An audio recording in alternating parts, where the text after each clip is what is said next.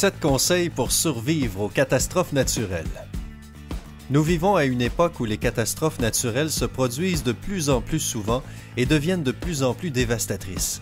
Beaucoup d'entre nous pensent que nous devrions blâmer les êtres humains pour cela. Que ce soit vrai ou pas, nous voulons tous savoir comment survivre quand ces catastrophes surviennent. Sympa a mis au point une liste de conseils de survie qui peuvent te sauver la vie en cas d'urgence. 7. Ouragans. Les ouragans dévastateurs balaient de plus en plus souvent le monde et ces dernières années, c'est le sud des États-Unis et les Caraïbes qui ont été les plus touchés. Le meilleur endroit pour se cacher pendant un ouragan est dans un sous-sol sécurisé, un placard ou une salle de bain sans fenêtre. C'est aussi une bonne idée de passer sous un meuble solide pour te protéger au cas où le toit s'effondre. Un appareil indispensable à avoir avec toi dans cette situation est une radio météo fonctionnant sur batterie. Elle te donnera des ordres d'évacuation ou des instructions sur la façon de survivre dans ton abri et te mettra à jour sur la situation météorologique pendant que tu attends le signal feu vert. Protège ta maison en amont en installant des volets et des panneaux sur tes portes et fenêtres et en fixant le toit. Si un ouragan commence pendant que tu conduis, laisse ton véhicule sur le côté et trouve un abri ou un fossé. T'arrêter sur un pont ne te sauvera pas. Si ta maison est une caravane et qu'il y a suffisamment de temps pour t'enfuir vers une zone sûre, fais-le immédiatement. Ne reste pas dans ta caravane en espérant qu'elle résistera à la tempête. 6. Tornades. Les tornades tourbillonnent à la vitesse de 300 km/h et détruisent tout sur leur passage. Dès que tu entends un avertissement de tornade et que tu remarques que le ciel devient de plus en plus sombre et que la pression barométrique baisse, il est temps d'entrer dans un abri solide. Encore une fois, c'est une bonne idée de prendre une radio météo avec toi. Un abri souterrain ou une pièce en sous-sol est le meilleur endroit pour te cacher. Reste au milieu de la pièce car les débris se dirigent surtout vers les coins. Protège ta tête avec des coussins ou avec tes bras. Si une tornade commence alors que tu es dans un bâtiment public, suis les mêmes règles. Tu veux rester aussi bas que possible. Évite les fenêtres et les espaces ouverts tels que les auditoriums, les gymnases et les grands couloirs. Les bureaux et les bancs peuvent t'offrir une protection supplémentaire si tu te trouves en dessous d'eux. Il est impossible de distancer une tornade. Elle peut facilement soulever ta voiture et n'oublie pas que conduire dans les conditions météorologiques qu'elle engendre ne sera pas rapide de toute façon. Si tu n'as pas assez de temps pour te rendre dans un abri, alors arrête ta voiture dans un endroit dégagé, sans arbre ni objet qui pourrait l'écraser. Sors de la voiture et cache-toi dans un fossé ou couche-toi à plat sur le sol en protégeant ta tête avec tes bras. Fais très attention et attends que la tornade passe. Quitte le bâtiment endommagé dès que tu es informé que la tornade est passée. 5. Tsunami.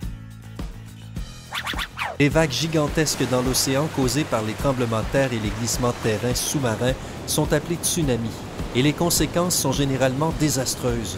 Ils se produisent évidemment sur les zones côtières.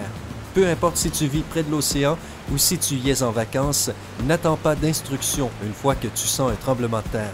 Évade-toi immédiatement dans une zone à plus haute altitude.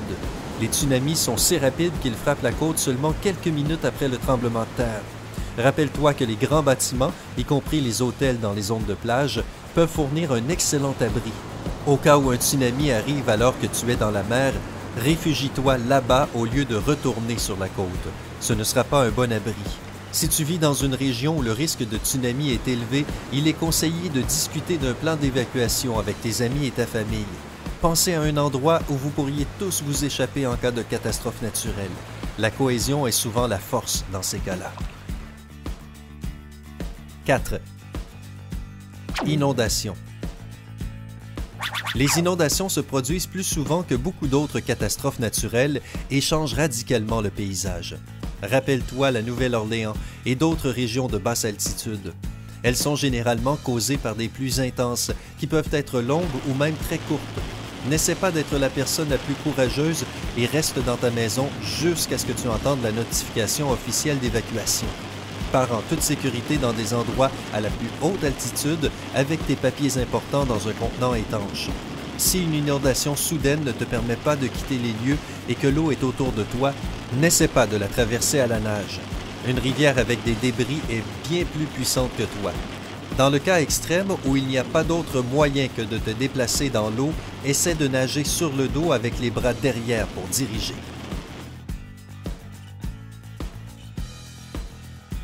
Avalanche.